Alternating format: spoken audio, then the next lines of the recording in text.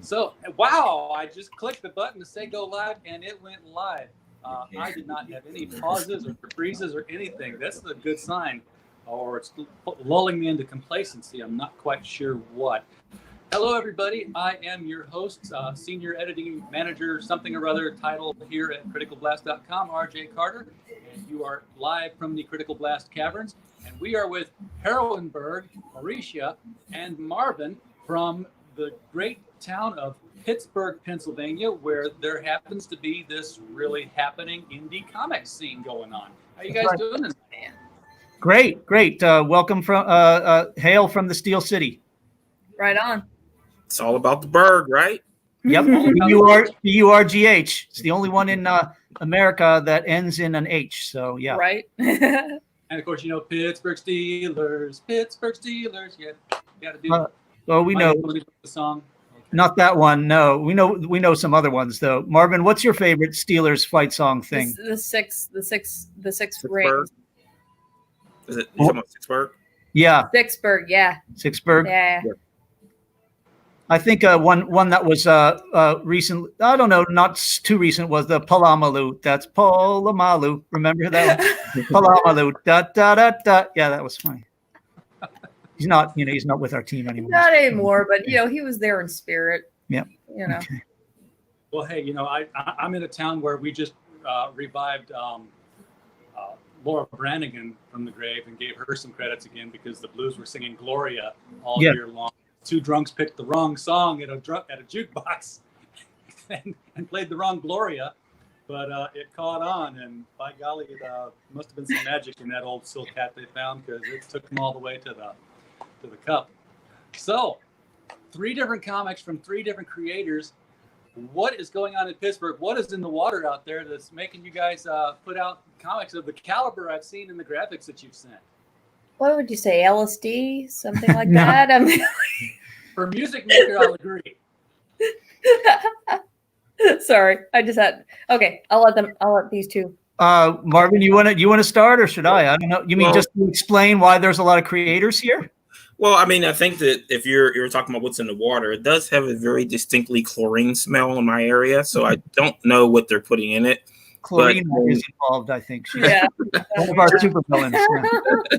Generally, I don't drink from the tap. So, I mean, I think that you've got a lot of things where you're looking at a metropolitan area that has a lot of channels going out of the city. So you've got a lot of people from New York areas and Baltimore and things like that have moved to the city. So it just gives an opening for more creative and more people to come in and say that let's give it a try and see what happens. Well, I think there's a lot of, most people, when they think of Pittsburgh, they don't really know what to think, unless they know about the Pirates or Wiz Khalifa or pierogies or something. But there's a lot more going on here than people know about. And so there are a ton of independent, like artistic creation type of things here. When you're talking about independent record stores, there's a ton of those. There's like a ton of really good restaurants, artisanal restaurants. And there's also just a ton of creators. We have a lot of universities here. We have art schools. We have more than our share of comic book shops, and more of them actually open than close. We have a consistent convention tradition of decades long, which is now represented both by Steel City Con and Three Rivers Con. And and there's even a chain of comic book shops here, New Dimension. They have 5 or 6 in the area. So there's over 20 comic shops in the area. Like almost every other significant neighborhood has one. And there's also a long history of creators, not just recent people who've moved here, but people going well back into the 70s. From the original days of indie comics and the 80s black and white explosion. There's a lot of people came out of here at that time. Jim Shooter, for example, a bunch of others. Nobody knows him. What? Yeah, we're working with a guy who we have a guy doing pinups for us for issue 2, who's been around since the 80s. So he used to work for DC. The guy who does our cover now has been working for DC for the past 20 years. Then, you have some of the major artists here. as well. There are several well-known comic book creators and artists who live here even now. So, and also one thing that's really, I swear I'll get this at very last second at the end here. One thing that's kind of beautiful is that Pittsburgh now is very reminiscent of the New York scene in the 70s, in that there wasn't all the money and there wasn't all the, there wasn't all this big, massive power, and there wasn't all this, stuff to be created and everything. It was little indie artists, doing their own thing and getting connected with other little indie artists. And so we still have that kind of vibe going on here, and yet it's actually big enough where some of these indie artists can actually go on to, great fame and such and everything. So, I mean, yeah, it's a really great time to be an artist, especially in this city. It's cheap to live here, and it's possible to work quite a wide radius, like Marvin said. Yeah. Easy to go to Chicago, Buffalo, New York, Baltimore, Philadelphia, anywhere in Ohio. So, we're centrally located between the Midwest and the East. And we're on this corridor, where a lot of music passes through and art. So, and we also have a history of art being supported by major foundations. I mean, you talk about like the late 19th century, all the robber barons and steel magnates like Carnegie and Mellon and Frick and all those people, their money still percolates here. And I don't know if it trickles down, but there's a constant large art scene here, museums and stuff like that. So there's a lot more going on here artistically, not just comic books, but overall than people would credit the city for, given its size. All right. So we have 3 different comic books going on here. Yeah. We have Heroinberg by Heroinberg. Mauricia, you've got The Music Maker. And Marvin, you're doing The Mix. These are... The Mix? The Edge. The Edge. 2 different radio stations playing alternative music, and I screwed it up right out the gate. Which is what we have here. We have The Mix and we have The Edge. Oh, I'm sorry. It's okay. I just changed my series to Kiss 101. You can pick up bumper stickers on the cheap that will advertise your comic now. Yes, I love radio. So The Edge. The Edge. I'm going to go out on a limb and say these books are not related to each other. No. They, as of right now, no. As of right now, they aren't. That is not to say that it would not happen in the future, but as of right now, no. They are their own separate entities, with the exception of maybe Heroinberg and... Well, we can say how they're connected, though, and why we hang together. So initially, we hung together simply because it's a way to, share a table at conventions and, act as a creative force. It's, 3 is better than 1. But we are connected, for example. So Mauricia is one of the actresses in our live action series, because Heroinberg began as a live action series, and it still is. We have 17 episodes. And yes, so right above her head is Vendetta. She is the Italian superhero from the neighborhood of Bloomfield, Pittsburgh's Little Italy. So she plays Vendetta in the live series, and she also works the camera for us a lot. So that's how we're connected there. As far as Marvin and I, we started sharing tables, but there is actually some character crossover. Marvin can talk about that if he wants. Sure. So we have a lot of crossing going on. So there's going to be a specific set of issues that are going to feature in Pittsburgh, featuring characters from Heroinberg. Yep. We'll say that much now, and then as we go along, there'll be more information released. Let's talk about what the 3 different books are about. And Marvin, we'll start with The Edge first, since I screwed up your title. We'll give it a little bit more prominent talk here. Right. What or who is The Edge? So The Edge is, I always consider it a throwback to 90s books like X-Men and Wildcats, where the Edge is a drug that gives abilities, but also as you use those abilities, it starts to alter your physical makeup of your body and can kill you. Ooh. None of the characters in the book are aware of that point. They use their powers sometimes haphazardly. None of them have any fine control over them. It's not like where they can go and train and be able to use these abilities, because it's something that you can't control. It's like a involuntary reaction sometimes. So they're out here, and originally they're trying to track down a character called Revenant, who has a lot of information that he wants to share with the world. So we never know who's on whose side, who the good guys are, who the bad guys are. And some of it comes from an alternate point of view. But then as we escalate through the stories, that's what the stories are about, is escalation. Because the more these characters use their powers, the more people come out and want to stop them.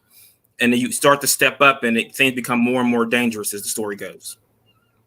I've been binging Limitless on Netflix this past week, so that resonates with me, the whole drug that is and gives you powers, and the more you use them, the sicker you get and closer to death you get. That's the guy that takes the pill, right? Yeah, that guy takes the pill and gets smart, the smart pills. Wow. So there's more than one. So the edge is the pill, I would guess, or the.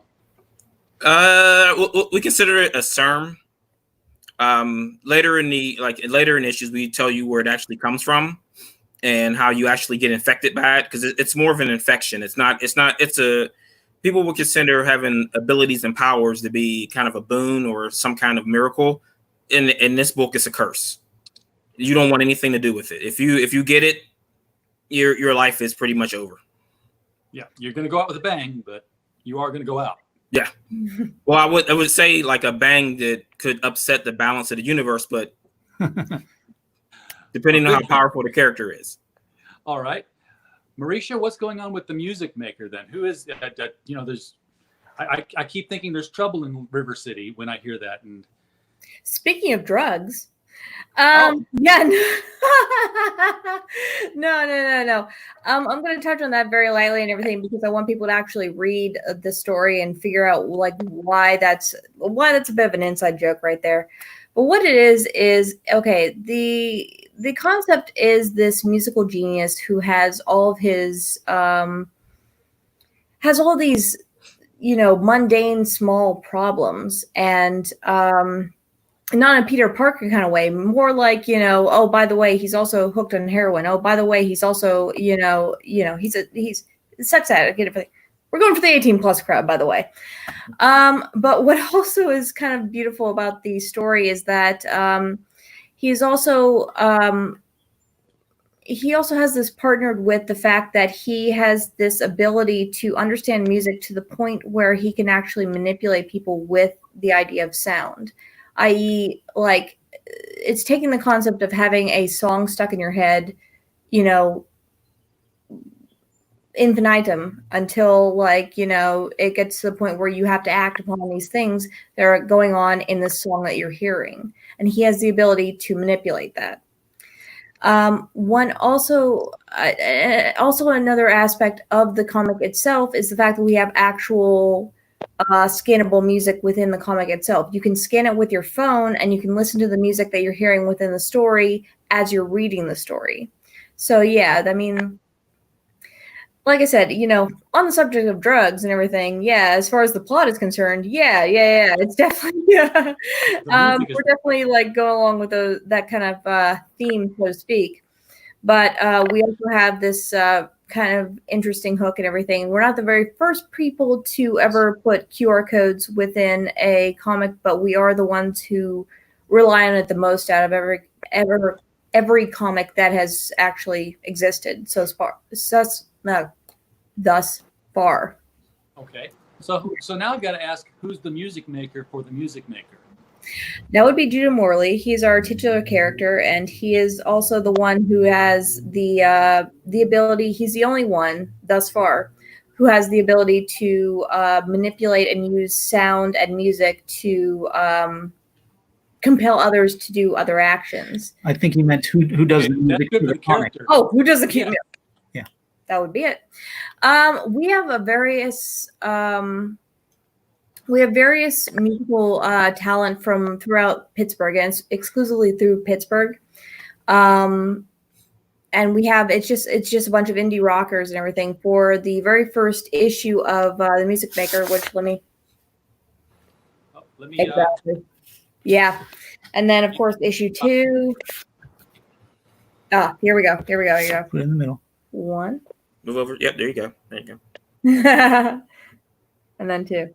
We've only got the 2 issues out. But for 1, we have Society of the Silver Cross. And then we also have the music of Mozart. And then for issue 2, we have, we have Drop the Act, which is a local band that has been absolutely fabulous to work with, to be honest with you.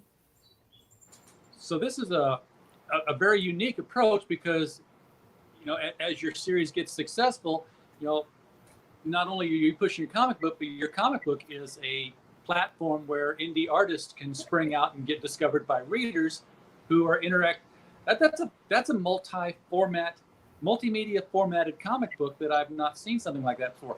I mean, you see, hey, here's the listening track for this comic book. You should put this track on and listen to it during this fight scene. But this is here's the track. We're giving it to you in the comic book. So that's very cool. Yeah, it's actually interwoven into the comic book itself. But yeah. Now, how do you approach them to say, hey, I want your music in my comic book? Well, usually I'm smoking a big cigar and, and I've got a big suit on and everything. And I go, hey, kid, you want to be in a comic? And, that's no, it's not that far off, actually. But no, the way I approach them and everything has been it's been through the musical acts and musicians that I've known personally.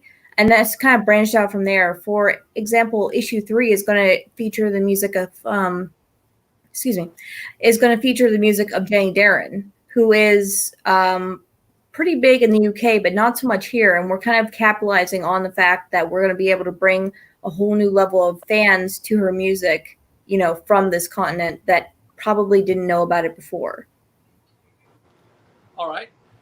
And real quick, we'll move over to Heroinberg and just jump through there because we're going to cycle through all your books over and over. Sure.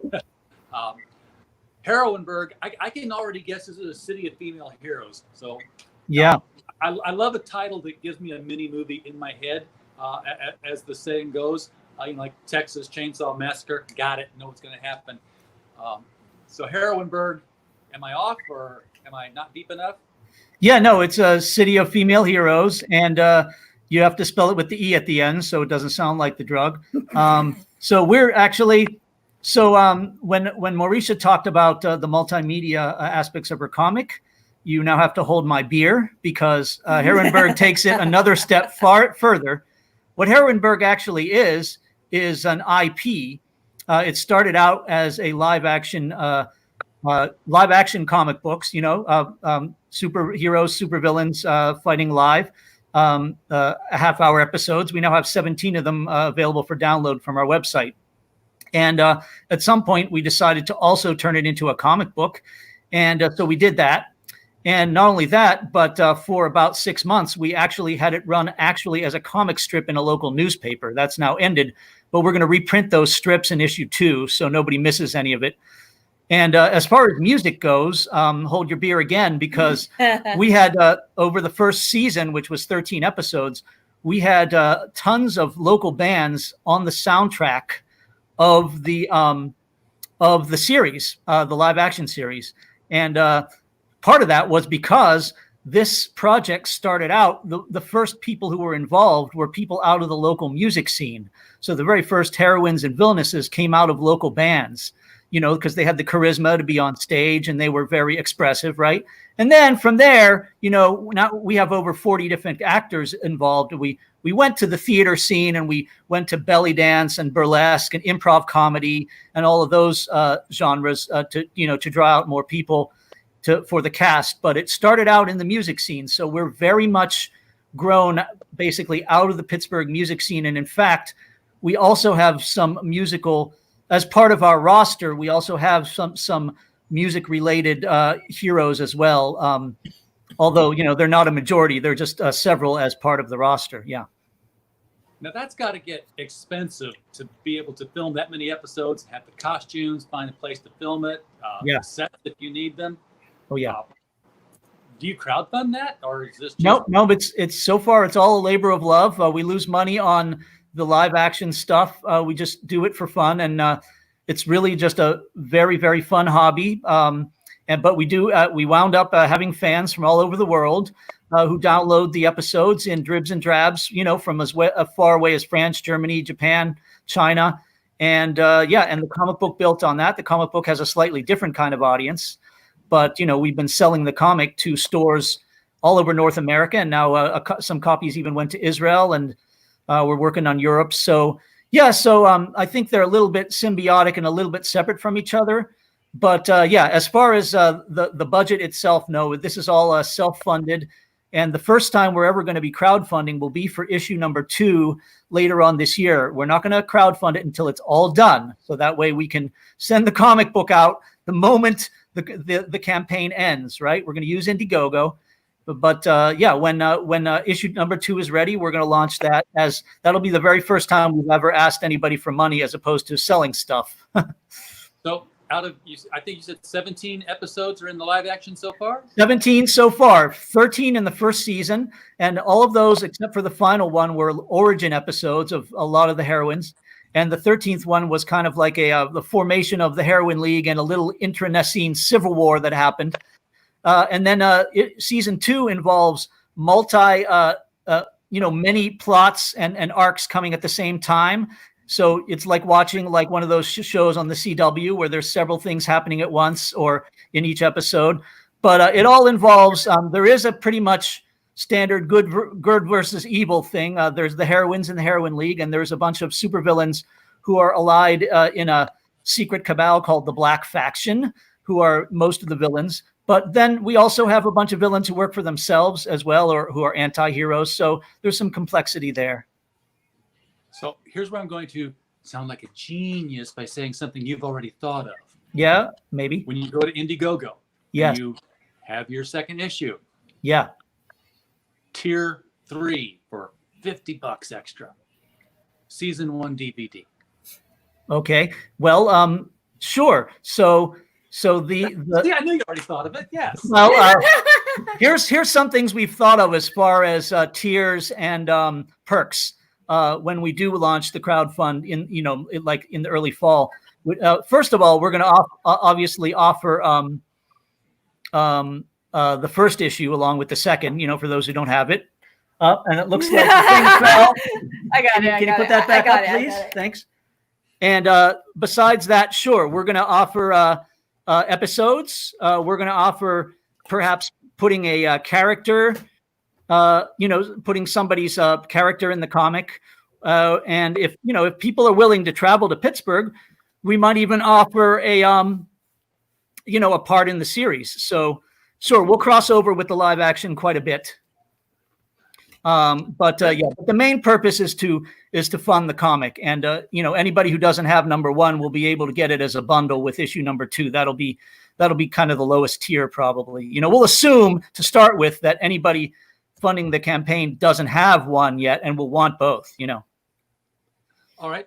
Now, Marvin, we talked earlier about not being really related, but there being some crossing over. Mm-hmm. Does your comic, The Edge, I'm going to keep saying it until I get it right each time. Does that happen does that happen in Pittsburgh for one thing? Yes, one of our characters, and it's funny that you bring that up, is that we both have characters called Marcus Drake. Really? And yes. His Marcus Drake is a police officer. Yeah, that was by accident. Yeah, mine is called Mark Drake, and his was called Marcus Drake, but it's still pretty damn close, and it was totally a coincidence. Marcus Drake has an office in Pittsburgh. He actually took over a building on the north side of the city. Well, there's your nexus point for crossing over. Yes, he's obviously interdimensional, bi-dimensional liver. Mm-hmm. Yeah, so I mean, it's planned out in my head. It's planned out on paper, and it's going to end up being 2 instances of where the characters are going to emerge into a single story. So the first one is going to actually be a bridge between issues 4 and 5 that I wrote and my artist Mark had already started on, and I had to trash it because it just wasn't working in the mesh that I wanted. So we decided to bypass it and then come back to it. And then a later story, actually, that's called Escalation, is going to involve multiple indie comic characters having to come together to stop a threat to the entire universe. All right. When you say multiple indie comic characters, you're talking more characters than just the ones you're writing in the Edge? Correct. So, and I'm guessing also more than just the ones that might come from Heroinberg. Correct. Other comic series as well. Yeah. Yes. I love that kind of thing because I was at my comic shop today, going through the dollar bin, and I find something like, I'm going to give myself. There we go. Yeah, I have that. Yeah. And it was just, looking at the covers, like, look at all the different characters that are on here because, you've got Zot, you've got Flaming Carrot. And Megaton Man is from Pittsburgh, right? Yes, I did. I'm pretty sure that's Cherry Pop-Tart in the back there. But I don't think Megaton Man is by Don Simpson. He's from Pittsburgh. We know him. I have most of those comics. Yeah. Oh, well. And Normal Man was always one of my favorites in the 80s because I'm old, in case you didn't figure that out yet. Normal was put into a rocket because his father said the planet was dying and they shot him off into space and then the planet didn't die. And he landed on a world where everybody had these amazing superpowers and he did not. So he was just Normal Man. He became the friend of Captain Everything. It was just fun to read. I love something that brings all those indie comic characters together. And I've been saying this to... there were a lot of great humor books in the 80s. A lot of really good humor superhero books. Really? There were. Yeah, tons. Milk and Cheese, just... Megaton Man was my favorite because, he had that secret identity of Chuck Trent. And he thought he was secret. And he's like all hunched over his typewriter here trying to write up stories. And the editor would be like... Oh, looks like there's a giant lizard tearing down the building across town. Sure would be good if Megaton Man would go take care of that. I think let's close our eyes. Oh, where did Chuck go? I think his secret identity was actually Trent Flug. Trent Flug? Trent Flug. Chuck Trent. I don't know. It sounds more like Clark Kent. Yeah. Yeah, it does. But yeah, it was one of those things where everybody knew who he was and he pretended that he had a secret identity. Oh yeah. Which I thought was hilarious. There was an episode of Saturday Night Live when The Rock was hosting where they did that. Yes, I remember that. I remember where it was just like, hey, everybody, let's pretend like we don't know who Clark Kent really is. Oh, wow. Superman. And they said when he first came to Metropolis, his secret identity was Soup R Man. and he's sitting at his desk, and his suit and everything didn't fit over his uniform, so you could see like the Superman emblem through his shirt, and half the cape was falling out of his shirt. It's very fantastic. I have not seen SNL in forever, so I'll dig that up because I liked all the superhero stuff that they did. If you're gonna look it up, look up The Rock. Just put The Rock dressing in drag. That's all you need. And seriously, it'll pop up and everything. He's got these big, beefy legs, and he's hunched over and everything, and he's got a wig on. It's like, yeah, by the way, I like the one where Obama hulks out and becomes The Rock and throws people through the window. Yeah, that's a good one too. Yeah, I love Hulk out. Can you smell what Obama's cooking? Yeah, yeah. So the ultimate question then becomes, when you do Pittsburgh Ultimate Crisis. Nice. Because we already did a Civil War, so. Well, yeah. You'll do Steel City Crisis. Oh yeah. Will the Edge and the Music Maker get a live action treatment in Heroinberg? Oh man. I mean, there's nothing mitigating. There's nothing mitigating against it, but that's not in the current cards. Universes would have to seriously collide for that to happen. Yeah, I mean, on sheer you might have to release the anti-life equation or something.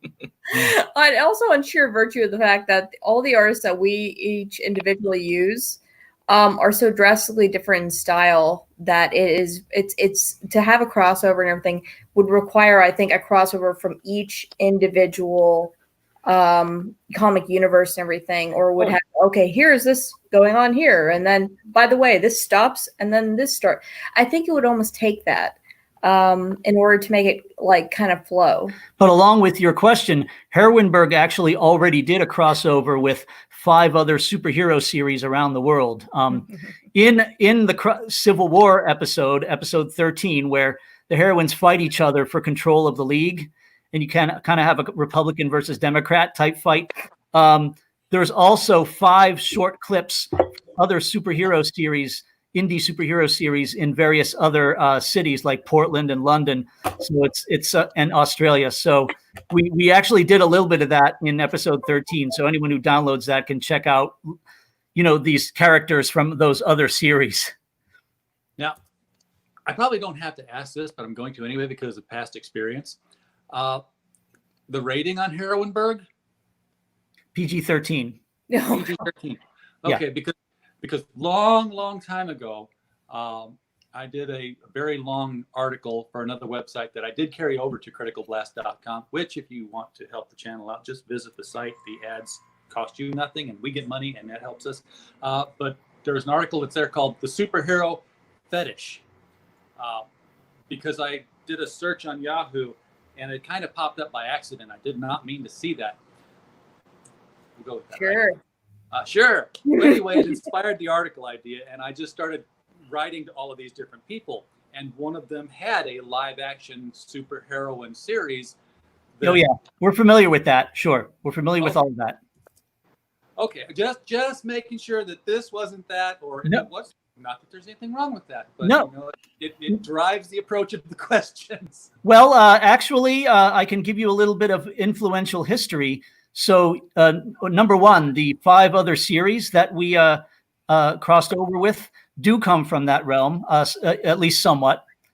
And so that's one. But it's all PG-13 material that we use ourselves, right? Okay. And in addition, our live action stuff is somewhat influenced by a couple of superhero series that came before us, namely the live action stuff done by Bill Black from FemForce, who goes under the name Night Vale Media for his movies. You can basically consider Herwenberg kind of a Pittsburgh version of FemForce, if you're familiar with that comic book. It's been around since the 80s. Yeah, it's classic good girl, style superhero stuff.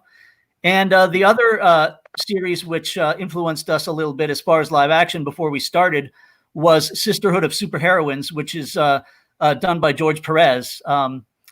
He has a whole different career where he does live action superhero stuff. He's done it for a while. And, we watched a few of those before we did ours. So, yep. And we're just big George Perez fans from way back in the day. Some of the first books we ever read were Wonder Woman and New Teen Titans by him. So, yeah.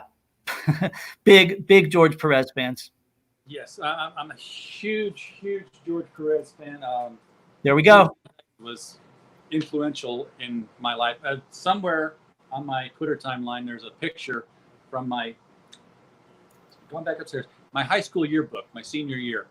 I put it out on Twitter where I had hair, big floofy hair, and mutton chops down to just to here, just grew down like this.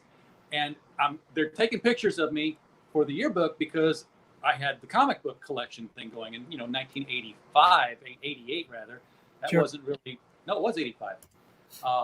Wasn't nearly the thing that it is today. It's nearly So it's right in the middle of the black and white explosion, though. Exactly. Yeah. But I was, I had my whole room was just decorated in comic books because I put them in a bag and then I thumbtacked through the bag, just the bag, not through the book, and set them up on the wall. I had one wall that was the Baxter run of the New Teen Titans. And what nobody asked about was that the reason I grew the mutton chops was because it was inspired by Jericho in the George Perez series. I'm like, that Sure. looks good on him. I'm sure that looked great on me. Yes. Not having curly blonde hair and just kind of like hanging down straggly and straight like that. So not even the little Jerry Curl's chops. Just Exactly. Wolverine kind of thing. Yeah, Jericho was a beautiful guy. You look good. I'm not ashamed to admit it. When did you guys? I'm guessing that you're not too many issues into your book, so this is still a new project. How do you go about the whole printing of a book? I mean, obviously, indie people have been doing it for years. Eastman and Laird had a mimeograph machine in their garage, for Christ's sake, and it worked out. But nowadays, it's like the process of getting a book printed is ask people for money online, get about $6,000, and then ship it to one of these places that professionally prints comic books and distributes them. What is the process for you guys, since you're doing it pretty much out of your own pocket right now? I don't know who wants to start. So I mean, when we're saying that we're not into a lot of book, like I'm getting ready to release issue 10 of The Edge. So yeah, he's ahead of us. Yeah. Oh well, okay. We're going on issue 10, and I mean, it's the process is pretty much that you're doing art. I script. Mark does the art. Once the art comes back, I either update or leave the script as is because we need to make room and make sure that lettering's in place. Go off to coloring, go to the letterer, pages all come back, I assemble them, and then you're pretty much going on to multiple printing sites. So right now we're using Kablam. Okay. You upload the pages, they verify the pages, and then they do a print run. So, I mean, depending on timetables, you're looking at 2 weeks to maybe 4 weeks or so of getting your package in the mail back. And then you're pretty much going to the distribution now because, like I said, that once the diamond shutdown happened, like the floodgates were wide open for us to talk to retailers and start working deals out for distribution. So you're distributing yourself? Yes. Okay. So the diamond shutdown didn't hurt you so much as it opened the door for you to actually reach out to comics hungry markets, because we do a bi-weekly show with LCS guys from around the whole country. And some were in states that did not get shut down retail wise, and they were ready to stay open. But the diamond shutdown left them without merchandise. And yeah, two of the stores in Little Rock, Arkansas are going to be closing down as a result of that. They were open during the entire thing. That's terrible. So, they're going to be shut down, but still, that's got to be a pretty tedious manual process to, call each and every comic store and say, "Hey, I need to talk with your manager about ordering." Oh yeah. What's the process for doing that? I mean, how do you advertise to somebody who's 600 miles away from you? Yeah. Go ahead, Herrenberg. Okay, well, first of all, you wanted to know how we make the comic. Can I say that briefly before going on to the distribution? Sure. So all of our creators are all in Pittsburgh. Marvin's artist is in Philippines, right? Yeah, Philippines. Yeah, all of ours are local, just makes it easier. Some of them have been my friends for a while. So we have the cover artist, Jason Wright, who has been working for DC for the past 20 years. Right now he's on Metal Men and he did Nightwing 70. He's mainly a colorist for them, but he's, as far as art, he's very good. So he does all of our character work and our covers. Our interior work is done by Benjamin Zeus Barnett, who's a local guy, and also Wayne Brown, who just had a Kickstarter for a book called Like Father, Like Daughter. And then finally, we also have some other locals who are doing pinups for us, like Marcel Walker. He's the director of the local cartoon museum. And also, we now have Howard Bender coming on. He worked for DC for a long time. He's a local caricaturist. So it's all local people. And Walker? What? Sorry? Marcel Walker? Marcel Walker is a local comic book artist. He's one of the best known in Pittsburgh, but he's not super known outside of Pittsburgh, unfortunately. But he's been around a long time. Mort Walker? No, not at all. No. Okay. No. Because Mort Walker also runs a cartoon museum. That's just a coincidence. Yeah. So although I'm sure Marcus knows about that. So anyway, we have all these locals creating for us. Then I write the script, I get the stuff back for them, get the files, and I work together with and for a local printer. So my process is really easy, and I literally just made another 60 comics today. I go up the street to the printer that I work for and with, say I want another 60 copies, and he prints them on high quality cardstock glossy paper. So they're basically kind of indestructible. And that's kind of unusual for a comic to be headstock all the way through. But in any case, yeah, so we just get them printed here local. Everything is done here locally, literally everything from the production of the video series, every part of it, costuming, locations, everything, to the comic production, everything. So yeah, so now you wanted to talk about distribution. I also, and you know, Marvin does a lot of this as well. We work directly with stores. And what has been interesting is during the Diamond shutdown period, it was easier to get stores around the country to buy copies of our books because they didn't have money that they had to, reserve for Diamond boxes. So at this point, like after getting our comic in about, I'd say about 18 local stores in the region, then we went outside of Pittsburgh, started calling people, you know, across the nation, and eventually got our comic in about, 15 or 16 stores around the country. And I'm actually still working on that. Every week, my goal is to get it into 1 or 2 more stores.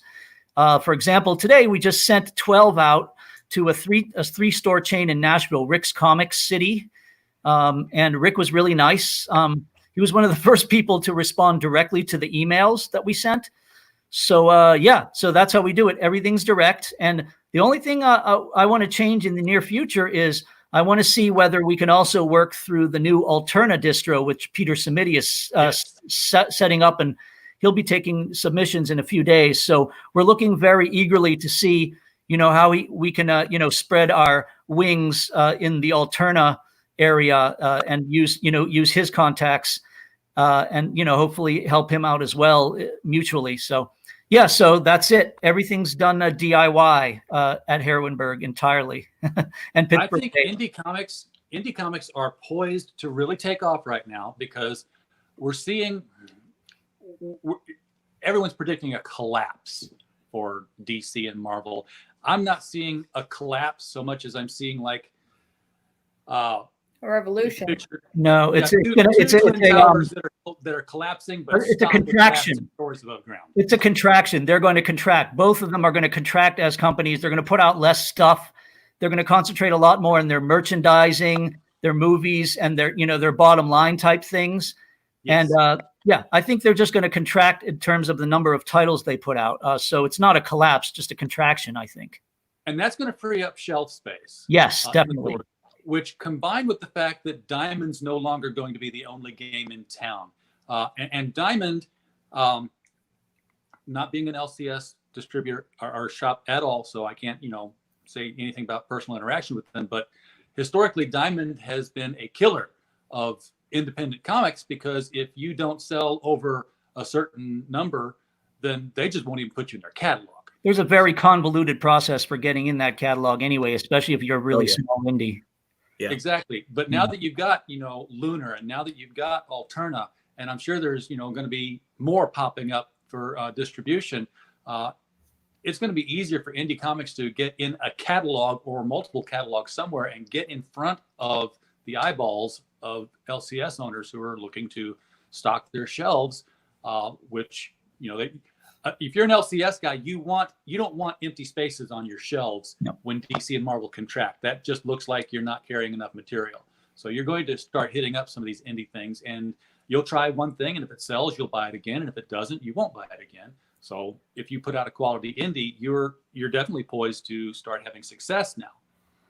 Hopefully Marvel won't be doing a lot of the shelf flooding and variant flooding that it's been doing for the past few years. Well, apparently a variant cover now is just a solid cover with text on the front says, "Today's Wednesday." Yeah. Is that a dig at DC because DC is doing Tuesday? That was a dig at DC. Yeah. What's the point of that? Seriously. I mean, what are they trying to prove? I don't know. I asked the LCS guys this last night or Saturday night, why so many, why stores were, so vitriolic against DC for doing the Tuesday shipping and the Diamond split, and they didn't get it because from both of their perspectives is like, we now have 2 days that are new comic book days where people come in and they come in both days and they spend money. So yeah, more traffic is good. and more options for getting your comics to you is good. Especially the fact that Lunar apparently packs all the titles together and doesn't spread them around boxes or shuffle them up like they're getting ready to deal them out at a card game, or put one book in one box. Mm-hmm. So they're liking Lunar, and I don't know why they'd be so angry, but yeah, Marvel was definitely digging at DC with the New Comic Book Day is Wednesday kind of covers. I mean, how does that sell books? I mean, their goal should be to sell as many number 2s as they sell as number 1s, because they're pushing out 30 variant covers to these stores. Why are you taking digs at another company? It doesn't make sense. It's not going to work. It's the variant cover, so store had to buy like X number of copies of the regular copy to get this plain ass cover that doesn't have J. Scott Campbell art on it. This is just a sandwich board sign on a comic book cover. It was totally useless. I sit here, I'm thinking that it would be hilarious if Peter Simeti would take it came out on a Wednesday and distribute it on a Tuesday for 1 month. That would just... Yeah, he's a little bit stuck because of that comic book title. He kind of has to... a little bit, yeah. Well, he could even, like... They've done this with titles before. You X out the title with like a paintbrush and you put, like a Post-it note over it to replace the word. You just put out one issue of it, came out on a Tuesday, and it was still we know nothing about that. Like this, anti-Heroinberg instead of Heroinberg. Just put a bloody thing across it. Hey, does Mauricio want to talk about printing? Oh Lord, no, I don't. No. The people that I've used recently have been Morse Printing, and they've been absolutely fantastic to work with. But it is like this double-edged sword in a lot of ways, in that either you have the demand and you don't have the supply, or you have the supply and you don't have the demand. At least it has been for me. So I mean, I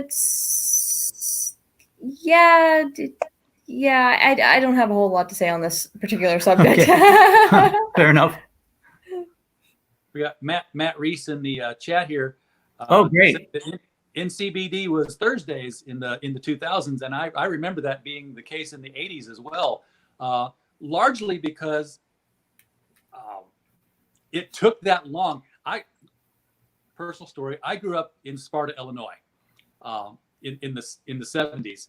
And for those who don't know, Sparta, Illinois has World Color Press, which was a huge employer and was the place where every Marvel, DC comic book of any kind was printed.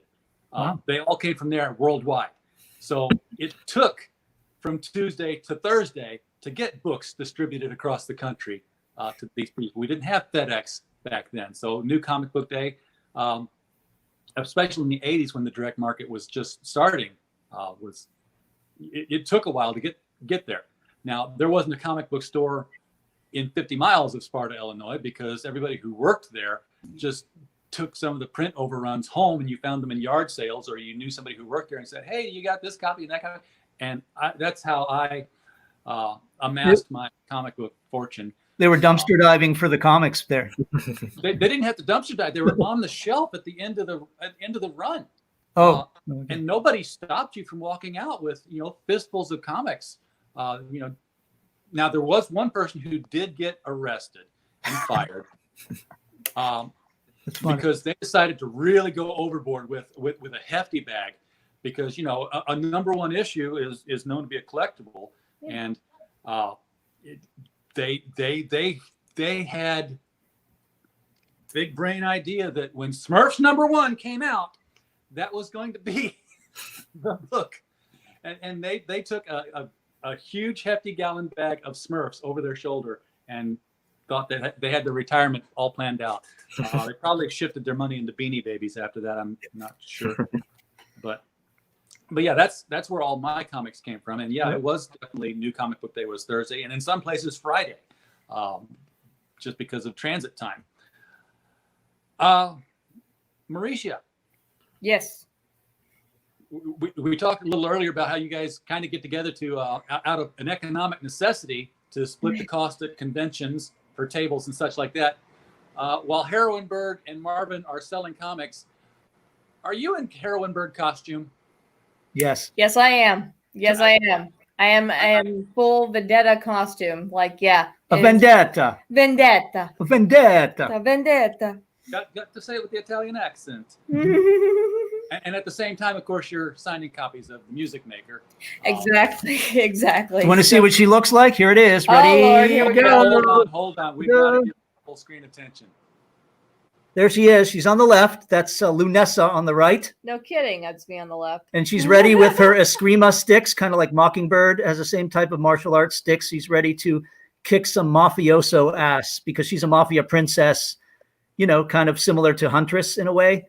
I would say that the character is basically a cross between Huntress and Mockingbird, but she's very specifically Italian. And what's her name? Veronica Benedetti. That's her secret identity, Vendetta. Vendetta. So that's her Vendetta. in one of the episodes. That's episode 15. But yeah, we have a lot of our heroines and villainesses come and do conventions with us. And the difference between them and everybody else in the convention is that they're not cosplayers. They're the actresses. So you can walk up to them, get their autograph, take a photo, and it's just like you're walking up to Chris Evans in the Captain America costume or Scarlett Johansson in Black Widow, you know, except not as well known, you know. Yeah. So they're the actual actors, yeah. Yeah. So how physical is the acting for all this, Marisha? I mean, do you know any martial arts, or are you just kind of faking as you go along? Funnily enough, no, and I don't even think Heroinberg knows about this, is that I did judo for I did judo for quite a number of years. Talk about that. Yeah. Well, yeah. I did judo for quite a number of years before I did Heroinberg. And judo isn't necessarily known for being, you know, big on like weaponry and everything, which I knew like the very base forms of weaponry that you have to learn in Japanese martial arts. But yeah, it's a lot more like grappling and a lot of fighting and everything. Whereas with Heroinberg here, a lot of it is with, you know, I'm using a lot of the skills that I had with, funnily enough, cheerleading, like, you know, mini majorettes and everything, doing like, okay, I can do this with one of the sticks, I can do this and everything, you know, make it look graceful and, you know, twirling her sticks for effect. Twirling my sticks and everything in between, like, you know, and more like kind of Elektra and Daredevil. Elektra, yeah, exactly. Yeah. And it's very similar in that sense. And that I'm like, okay, well, in between, you know, beating the hell out of this guy, I'm gonna do like a little bit of a twirl, and then I'm gonna do this again, and then, you know, and so yeah, like I it's not physically impossible, but it's definitely, you definitely notice, especially you definitely notice the a couple of days later. Okay. So who comes up with the choreography? Do you work it out with your partner on your own as the story dictates, or is there a director who says you need to come at it from this angle and we're going to capture it like this? Yeah, I'm the director, so I write the script, and the script dictates the initial choreography. But then, of course, there's tons of ad-libbing on the set, and yeah. And what's interesting is with regards to the choreography in Heroinberg and the special effects, you know, there's only so much we can do with the limited time we have, and the comic books are meant to address situations that maybe we couldn't do live. Like, for example, the first issue has two of our heroines fighting a giant kaiju lizard monster on the campus of Carnegie Mellon. You can't do that with our budget. And the second issue is going to be 4 more heroines fighting flying destructive robots in the skies above downtown. So, you know, different levels of action for different situations. But yeah, we do some choreography on the spot. We just did a scene of the other day in a laundromat where 2 heroines were fighting a villain, and we did some choreography on that. I write fight scenes, but I would have very difficult time doing the choreography, explaining, okay, you need to do this kind of thing. I mean, I'm the author on the Destroyer series, Remo Williams, and he's this martial artist of Sinanju, the sun source of all martial arts. And I'm just pulling it out of my butt, just making it, oh, he did this, and it touched here, and it broke this, and it did that. And because he's just kind of super powered with martial arts now anyway, so I can get away with that. But if I had to do it for a movie script, I would be completely lost. We kind of learn as we go along, actually, with the choreography. Yeah, people are always saying, you got to do more and more fighting. But Herrenberg isn't just about fighting. Our tagline is actually adventure, comedy, drama, and romance. So, parts of it are soap opera. We don't want it to be too much like a soap opera, like the CW, but parts of it are soap opera. Parts of it, are campy. It's very campy, actually, like Batman 66 or Wonder Woman, or one of the touchstones I use, of course, is Electra Woman and Dyna Girl from the 70s. Oh, Yeah, exactly. Of course. yes. Yeah, exactly. But as far as the action goes, yeah, we're trying to ramp up the fights as much as possible. Really, like I said, one of the biggest episodes that has the most fighting is episode 13, where we had that civil war, and we literally had 12 or 14 heroines fighting against each other, in sequence, and that was fun. And then putting all the special effects in afterwards. I'll freeze you, or I'll shoot my lasers at you, or my fear rays, or whatever it is. They're all different colors, so we all have to. A lot of effects have to be put in for that. Like lightsabers, yes, they mean something. Oh yeah. Now, you had mentioned how the COVID virus had opened doors for you with new comic shops. I would have to imagine, I'm just guessing here, that being an indie producer, the bulk of your sales might come from convention appearances. And how big of an anvil was it on your heads when COVID shut down conventions? I mean, have you missed any conventions yet, or are you still kind of? Marvin, you want to start? Because a lot of us were going together, so. Yeah. We had planned conventions up until October and into December that we're not going to get to do. Yeah. And we've missed 2 Steel City cons already. We missed Three Rivers. We missed cons in Buffalo. More than likely Virginia. We're probably going to miss Baltimore. Yeah. So I mean, it's been rough. We missed one in Connecticut that we were really. See, I am one of the wrenches, one of the moderators for Billy Tucci's Pop XP channel, and we were really looking. We actually met him in December up in New York City at the Big Apple Christmas Con, and we were all looking forward to going up and hanging with those cats at Terrificon in Connecticut, and that got canceled too for August. The Philly Keystone Con got canceled. And like Marvin, so I would say 7 or 8 cons we were going to go to got canceled. So that was why it was so important to start soliciting all these stores, Exactly. And yeah, I mean, if you can get into stores, then that's really where you want your bread and butter to come from, because you got repeat business. You get repeat business at a con, but it's, annually. Yeah. But I mean, if I can interject just for a moment there, what's also kind of problematic is that when you have the cons, you have the opportunity to get in touch with your fans on a personal level. You have, and you can build fans on a very personal level. Whereas whenever it's just sitting there on a shelf in a comic book store, there may be that, 1 or 2 who might, want to look into this because, oh, hey, the artwork's cool, or, oh, hey, the premise of the story is really interesting. I know the artist, yeah. Exactly. But you don't really have that kind of like pitch that you kind of get with a convention. So, yeah, I mean, it's definitely affected all of us, very much so. Yeah. That being said, there are individual comic shop owners who have been incredible. They're like the comic book guy from Simpsons on steroids. And they're like, you must buy this book. And then, but, in a positive way. And one guy sold 18 copies out of one store. So just for us. So there are people who advocate our titles quite nicely. But yeah, in general, it's much preferable to have a hand-to-hand and face-to-face interaction with as many people as possible. And, if you have 7 or 8 cons to go to, you would think that's a lot of interactions and impressions that we're missing. So, yeah. Yeah. Yeah, absolutely. I don't know. Hopefully, next year is going to be better. I'm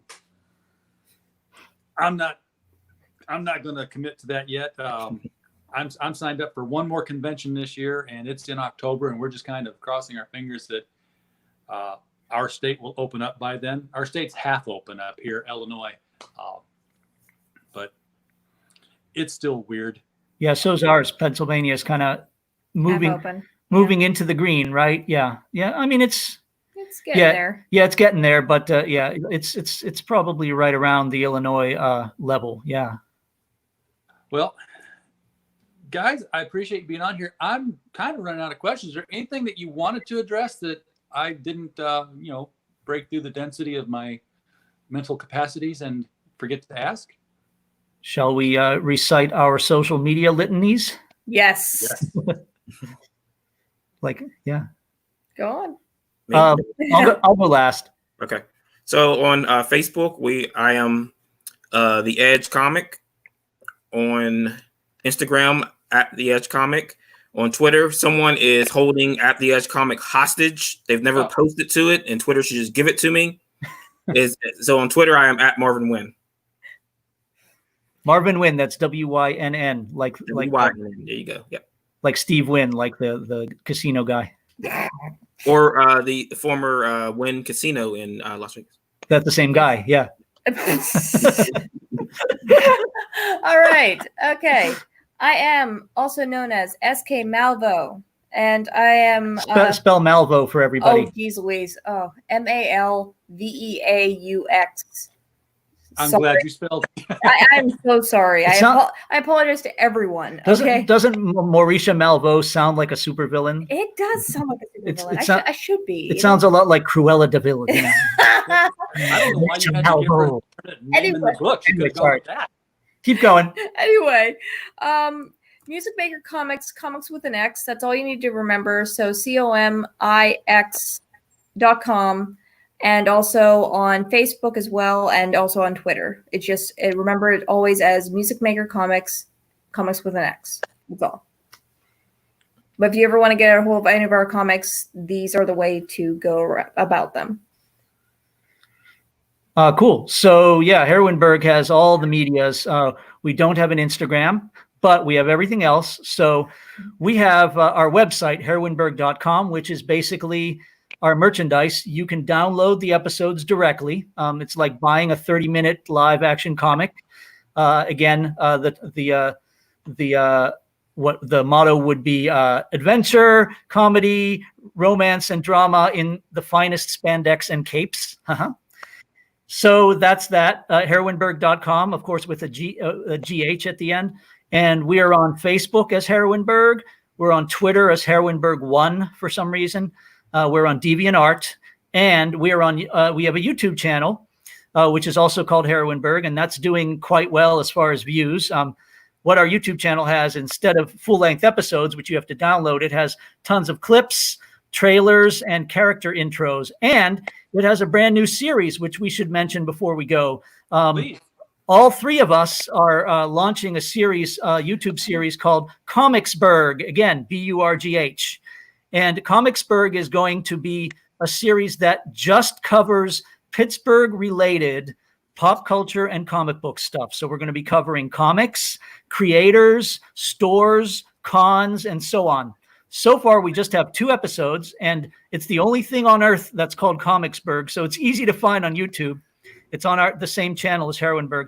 The number 1 episode was kind of a test episode. It's about us going to a local Walmart and finding the Allegiance titles, and we were successful. Then we took them home and reviewed them. Number 2 is a really cool interview with Wayne Brown, who is one of our artists and also works on Like Father, Like Daughter.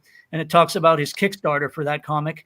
So in the future, Comicsburg is going to be doing about once a month or maybe every 3 weeks, a feature on a local personality or store or phenomenon in Pittsburgh. And so that'll go along with Heroinberg. And all 3 of us are involved. Marvin is one of the hosts. We're going to call him the silent man of action. And Mauricia is the femme fatale, who is the hostess with the mostess, right? Yeah. And I'm the guy behind the camera who does some of the disembodied reviewing voices. And together we are going to do Comicsburg. And there went our thing again. That's fine. You know, it's really hot here, and it's hard to tape things up to the back wall when the humidity is is high. But nonetheless, you saw it for a while. So It's not just the heat; it's the humidity. it is. It really is. It's pretty humid in Pittsburgh in general. So that's fine. And for everybody watching who did not write all that down fast enough and don't want to hit the rewind, there are links in the description below to every one of your .coms. So thank you. Please click on those and follow through. Find yourself some comics, make some orders, get yourself some reading material here that's going to be something maybe you can't find in your area, maybe something that is going to be different from the bigger publishers who are pretty much, let's face it, putting out the same thing under. You could interchange those stories and be this. Batman could do Superman shtick no problem, especially these days. I mean, it's funny that you mentioned that. Marvel just made an announcement that Norman Osborn was going to be Green Goblin again. Oh, well. Okay. Yeah. I mean, that's good, isn't it? I don't know. That's not a bad thing, I guess. But I mean, Well, they've done a lot of work over the last 4 years to separate him from that identity and make him a different character. And now you're just shoving him right back into that box again, making him a loon again. Marvel has been in dire need of a crisis for decades to just hit that reboot button. But it really what I get from that announcement is that Marvel plans on releasing comics again here real soon, because last couple of weeks there hadn't been any Marvel books out there really to speak of. Michael Tierney, the guy who's closing his stores in Little Rock on our LCS shop, said they're treating the LCSs like supermodels. They're like, here are your 2 peas and your grain of rice. Now don't eat it all at once. Make it last. DC's been putting out books every week, and people are buying them, and pretty soon it's going to be Marvel Who. Let's come on. You got to warn me. So start with this one. There's Heroine Comics. Covered by Jason Wright. All right. Switching over here to Marvin. Marvin, put your book up there so we can see it. Awesome cover here. Very cool stuff.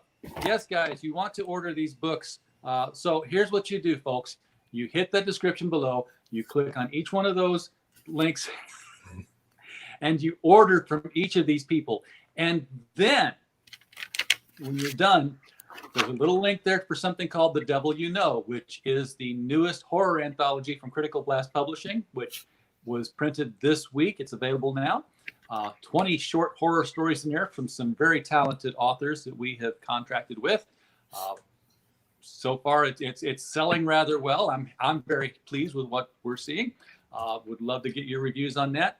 And if there's something that you want us to cover on this channel that we're not getting to, and we're trying to do just about everything, as will be seen tomorrow when we interview Madison Young at noon Central Time, and then Wyatt Holliday at 8 p.m. Central Time. I took a look at Ardana. Looks like a good book. Ardana looks pretty good. I'm happy with what I'm seeing. We're not just looking for the big CG, and everybody knows what that means. Yeah, we know. We will talk to every comic creator out there, including people who don't like us or people who are coming from the big twos. But we really like talking with the indie people because I don't like going into an interview where I know everything about the product, because I don't know what to ask about it. I love going into an interview where I know absolutely nothing, because all I have to do is keep asking questions and then let you do the show. It's my laziness working to my advantage that way. But Heroineberg, Mauricia, Marvin, definitely appreciate you being on the show tonight. Glad to have you here. As things come together in the future, if you have some big event or you get more books coming out that you want to talk again, hit us up. We'll be happy to have you on here. For criticalblast.com, I am RJ Carter. Have a good night. You're welcome.